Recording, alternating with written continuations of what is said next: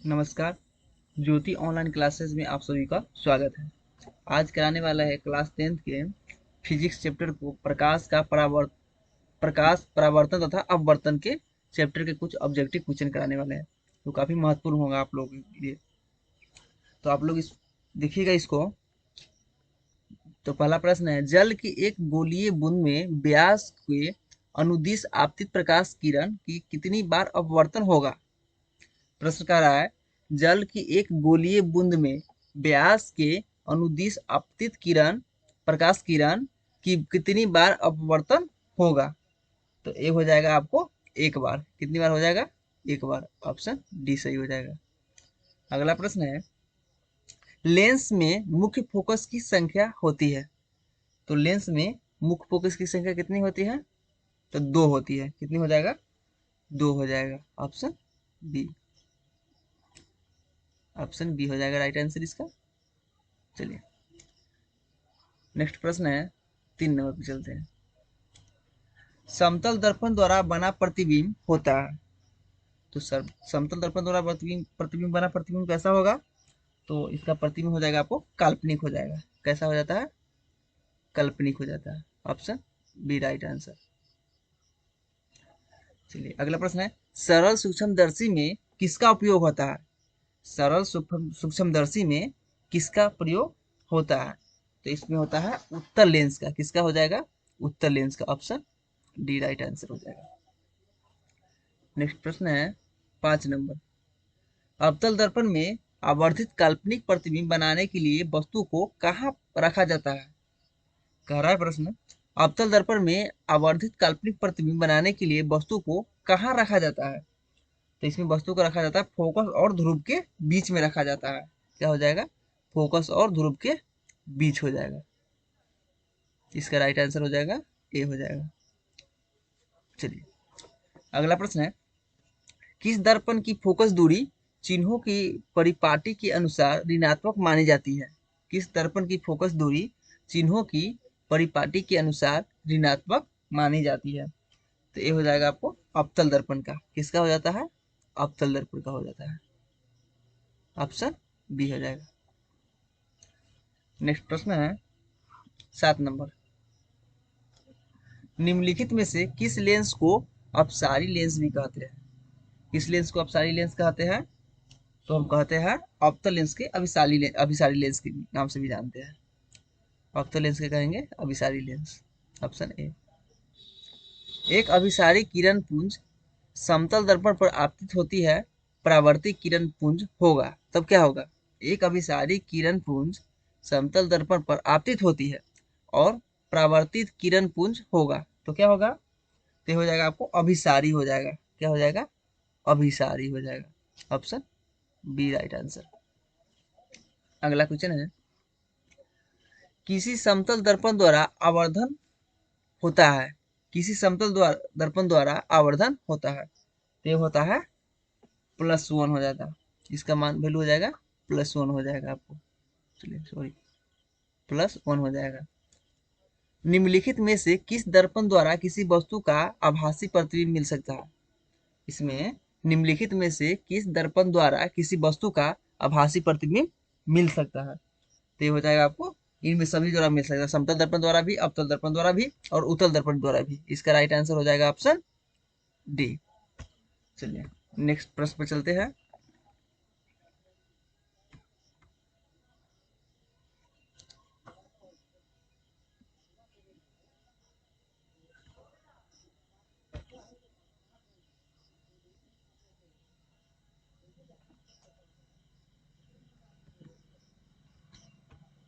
थोड़ा technical issue हो जाता है।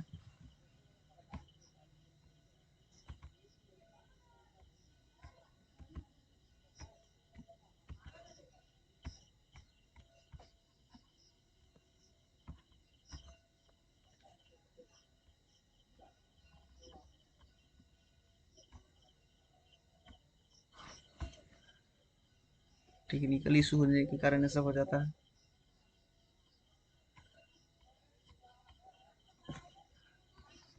चलिए अगला प्रश्न है, आकाश का नीला रंग होना किस परिघटना का परिणाम है।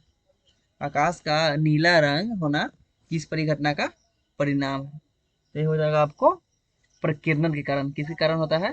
प्रकीर्णन के कारण। ऑप्शन सी राइट आंसर हो जाएगा। विरल माध्यम से सघन माध्यम में जाती हुई किरण मुड़ जाती है। कह रहा है विरल माध्यम से सघन माध्यम में जाती हुई किरण मुड़ जाती है, तो किधर मुड़ जाती है? तो ये मुड़ जाती है अभिलंब की ओर मुड़ जाती है। जब विरल माध्यम से सघन माध्यम में जाएगी तो अभिलंब की ओर मुड़ जाएगी। इसका राइट आंसर ऑप्शन ए सही हो जाएगा। अगला प्रश्न है, निम्नलिखित में से किस लेंस की फोकस दूरी धनात्मक होती है? निम्नलिखित में से किस लेंस की फोकस दूरी धनात्मक होती है? तो ये होता है उत्तल लेंस का। किसका हो जाएगा? उत्तल लेंस का हो जाएगा। Option A right answer. चिन्हों की निर्देशांक परिपाटी में धनात्मक फोकस दूरी होती है। कह रहा है चिन्हों की निर्देशांक परिपाटी में धनात्मक फोकस दूरी होती है। क्या होती है? ये होती है ए और बी दोनों हो जाएगा, क्योंकि उत्तल लेंस की होती है और उत्तल दर्पण की भी होती है। धनात्मक किसका किसका हो जाएगा? उत्तल लेंस की भी हो जाएगा और उत्तल दर्पण का भी हो जाएगा। तो इसका आंसर हो जाएगा डी। चलिए, निर्देशांक चिन्ह परिपाटी में सभी दूरियां मापी जाती हैं। कह रहा है निर्देशांक चिन्ह परिपाटी में सभी दूरियां मापी जाती है। किसमें मापी जाती है? किससे? तो ध्रुव से मापी जाती है। कहाँ से? ध्रुव से मापी जाती है। अगला प्रश्न चलते हैं 16। सघन माध्यम के विरल माध्यम में गमन करने पर आपतन कोण आई नॉट इक्वल टू 0 और अपवर्तन कोण आर में क्या संबंध होता है? इसमें क्या संबंध हो जाएगा? इसमें हो जाएगा कोण जो आर आर होगा वो आई से बड़ा होगा। क्या हो जाएगा? ऑप्शन सी सही हो जाएगा। इसका राइट आंसर सी हो जाएगा। निम्नलिखित में से कौन सा पदार्थ लेंस बनाने के लिए प्रयुक्त नहीं होता है?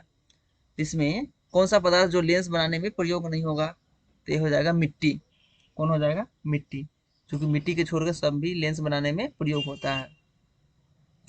चलिए, 18 नंबर प्रश्न है, एक उत्तल लेंस की क्षमता 1 डायोप्टर है, तो उस लेंस की फोकस दूरी क्या होगा? कह रहा है एक उत्तल लेंस की क्षमता कितना है? 1 डायोप्टर है, तो उस लेंस की फोकस दूरी कितना हो जाएगा? इधर सूत्र से सवाल है। इसका राइट आंसर हो जाएगा प्लस 100 सेंटीमीटर। उसको निकाल के बना सकते हैं, लेकिन ये सूत्र आधारित प्रश्न है। इसका प्लस में हो जाएगा 100 सेंटीमीटर। किसी बीम का वास्तविक तथा समान साइज का प्रतिबिंब प्राप्त करने के लिए बीम को उत्तल लेंस के सामने कहाँ रखा जाना चाहिए? कह रहा है किसी बीम का वास्तविक तथा समान साइज का प्रतिबिंब प्राप्त करने के लिए बीम को उत्तल लेंस के सामने कहाँ पे रखा जाना चाहिए? इसको रखेंगे हम कहाँ पे? इसको हम फोकस दूरी और की दोगुनी दूरी पर। फोकस दूरी की दोगुनी दूरी कितना होता है? वक्ता केंद्र पर होता है, तो वहां पे रख देंगे। Option B right answer. अगला प्रश्न पे चलेंगे हम लोग।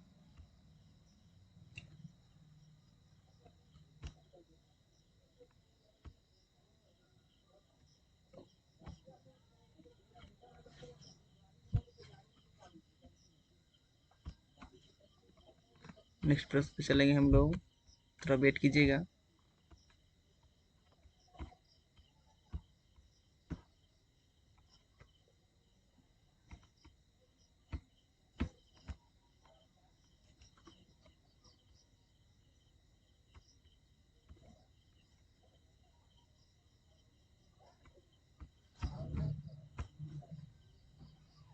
चलिए 20 नंबर प्रश्न पे चलते हैं।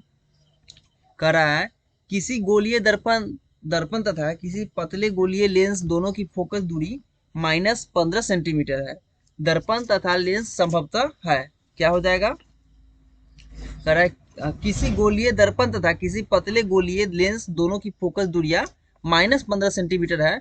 दर्पण तथा लेंस समांतर होगा, तो क्या हो जाएगा? दोनों अवतल हो जाएगा। क्या हो जाएगा? दोनों अवतल हो जाएगा। ऑप्शन ए राइट आंसर हो जाएगा। अगला प्रश्न है, प्रकाश के अपवर्तन के कितने नियम है? प्रकाश के अपवर्तन के कितने नियम है? तो प्रकाश के अपवर्तन के 2 नियम होता है। कितने नियम हो जाएगा? 2 नियम हो जाएगा।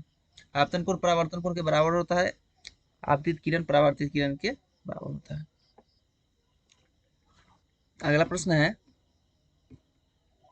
प्रकाश के परावर्तन के कितने नियम हैं? ये तो हो गया, दो बार हो गया क्या? दो बार प्रश्न रिपीट कर गया। चलिए तो ये तो दो हो जाएगा, प्रश्न दो बार रिपीट कर गया। ओ सॉरी, वो अपवर्तन क्या है, ये परावर्तन हो जाएगा। तो दोनों का सेम ही होता है, लेकिन अपवर्तन परावर्तन कर दिया। चलिए, तो दोनों का दो नियम होता है। चलिए अगला प्रश्न है, सरल सूक्ष्मदर्शी में किसका उपयोग होता है? सरल सूक्ष्मदर्शी में किसका उपयोग होता है? तो इसमें हो जाएगा आपको उत्तल लेंस का होता है। इसमें किसमें हो जाएगा? उत्तल लेंस का। किसका? उत्तल lens, option D right answer. अगला प्रश्न है, किसी माध्यम के अपवर्तनांक का मान होता है? किसी माध्यम के अपवर्तनांक का मान होता है, जिसका क्या मान हो जाएगा? साइन आई बटे साइन आर होता है। क्या हो जाएगा? साइन आई बटे sine R, option A right answer इसका हो जाएगा। चलिए नेक्स्ट प्रश्न है, 25 नंबर प्रश्न देखेंगे। एक उत्तल लेंस होता है, एक उत्तल लेंस होता है। तो उत्तल लेंस क्या होता है? किनारों की अपेक्षा बीच में मोटा होता है। उत्तल लेंस होता है किनारों दोनों पतला होता है और बीच में होता है वो मोटा, ऑप्शन सी हो जाएगा राइट आंसर इसका। अगला प्रश्न है, अवतल लेंस का आवर्धन m बराबर होता है। ये तो सूत्र है, अवतल लेंस का आवर्धन m बराबर होता है। तो ये हो जाता है आपको, m बराबर होता है v बाई यू होता है। m बराबर v बाई यू, ऑप्शन इसका डी हो जाएगा सही। अगला प्रश्न है 27 नंबर, चलते हैं। गोलीय दर्पण में फोकसांतर एवं वक्रता त्रिज्या के बीच संबंध है। गोलीय दर्पण में फोकसांतर एवं वक्रता त्रिज्या के बीच संबंध है। तो क्या संबंध हो जाएगा इसमें? इसमें हो जाएगा r बराबर 2f। क्या हो जाएगा? r बराबर 2f, option A right answer हो जाएगा। अगला प्रश्न है, निर्गत किरण एवं अभिलंब के बीच के कोण को कहते हैं। निर्गत किरण एवं अभिलंब के बीच के कोण को कहते हैं, क्या कहते हैं इसको? तो इसको हम लोग कहते हैं निर्गत कोण कहते हैं। क्या कहेंगे? निर्गत कोण कहेंगे, ऑप्शन सी। अगला प्रश्न है 29 नंबर, 1 मीटर फोकस दूरी वाले लेंस की क्षमता होती है। 1 मीटर फोकस दूरी वाले लेंस वाले उत्तल लेंस की क्षमता होती है। तो इसका क्षमता क्या हो जाएगा? 1 डायऑप्टर हो जाएगा, 1 डायऑप्टर प्लस में। चलिए अगला प्रश्न है, किसी अवतल दर्पण द्वारा काल्पनिक सीधा तथा आवर्धित प्रतिबिंब बनता है जब वस्तु स्थिर होती है। कहाँ पे होती है स्थिर? किसी अवतल दर्पण द्वारा काल्पनिक सीधा तथा आवर्धित प्रतिबिंब बनता है जब वस्तु स्थित होती है। कहाँ पे स्थित हो जाएगा तो बनेगा ये होगा दर्पण तथा उसके फोकस के बीच में होगा, तब बनेगा। ऑप्शन इसका ये हो जाएगा राइट आंसर, ऑप्शन ए हो जाएगा। नेक्स्ट प्रश्न है 31 नंबर, किस दर्पण द्वारा प्रतिबिंब सीधा एवं छोटा होता है? किस दर्पण द्वारा प्रतिबिंब सीधा एवं छोटा होता है? तो हो जाएगा आपको उत्तल दर्पण द्वारा। किस दर्पण द्वारा? उत्तल दर्पण द्वारा, ऑप्शन ए राइट आंसर हो जाएगा। अवतल दर्पण है, अवतल दर्पण है, तो अवतल दर्पण क्या है? तो यह अभिसारी है। अवतल दर्पण क्या होता है? अभिसारी होता है। नेक्स्ट प्रश्न पे चलते हैं हम लोग।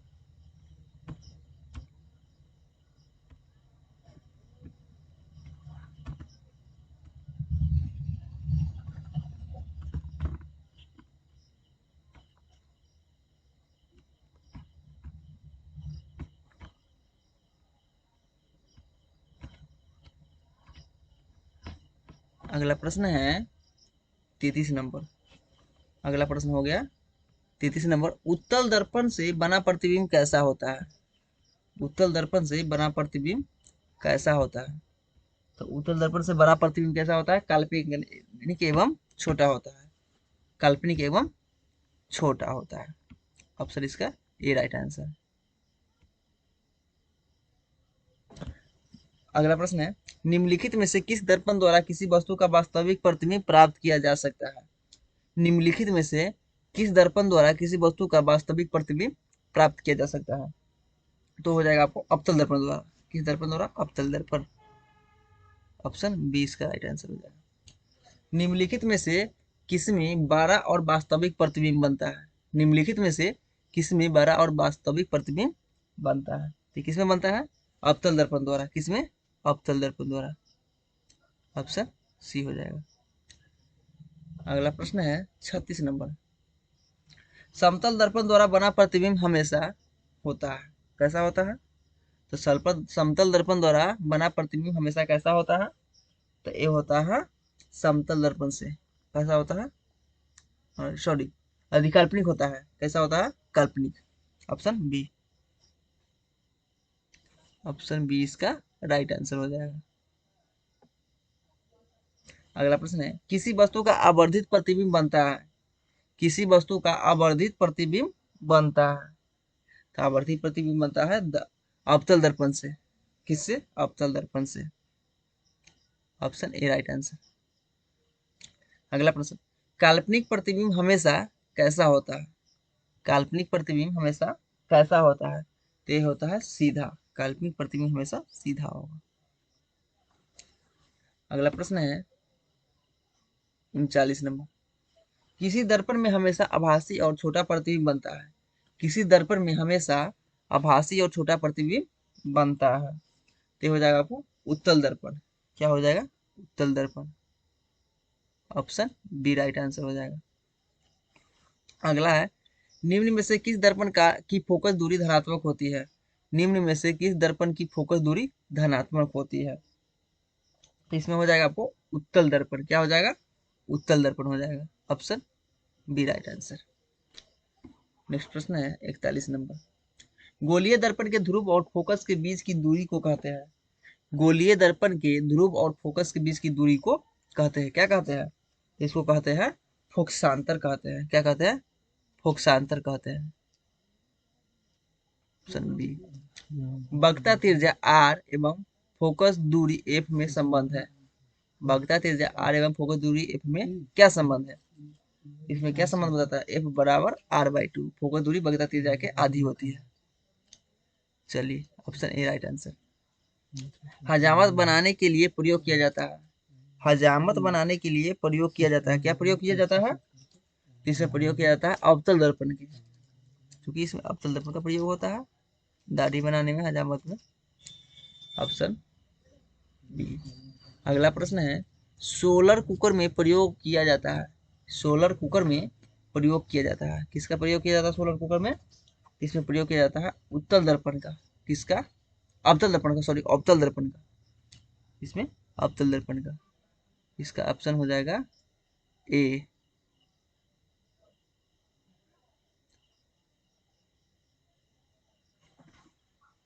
चलिए, सर्च लाइट की परावर्तक सतह होती है। सर्च लाइट की परावर्तक सतह होती है। कैसी होती है सर्च लाइट की परावर्तक सतह? तो अवतल दर्पण होता है। क्या होता है? अवतल दर्पण। राइट आंसर बी हो जाएगा। 46 नंबर प्रश्न है, रोगियों की नाक, कान, गले आदि की जांच के लिए डॉक्टर प्रयोग करते हैं। अगर रोगी की नाक, कान, गला को जांच करना है तो इसके लिए डॉक्टर कौन सा दर्पण का प्रयोग करते हैं या लेंस का प्रयोग करते हैं?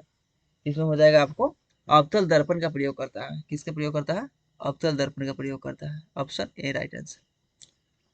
अगला है, पानी में डूबे एक उत्तल लेंस की फोकस दूरी हवा में इसकी फोकस दूरी की अपेक्षा क्या होगी? पानी में डूबे एक उत्तल लेंस की फोकस दूरी हवा में इसकी फोकस दूरी की अपेक्षा क्या होगी? ये होगी कम होगी। क्या हो जाएगा? कम हो जाएगा। ऑप्शन बी इसका राइट आंसर है। चलिए, तो वीडियो अच्छा लगा हो तो वीडियो को आप लोग सब्सक्राइब कीजिएगा, लाइक कीजिएगा, शेयर कीजिएगा। धन्यवाद।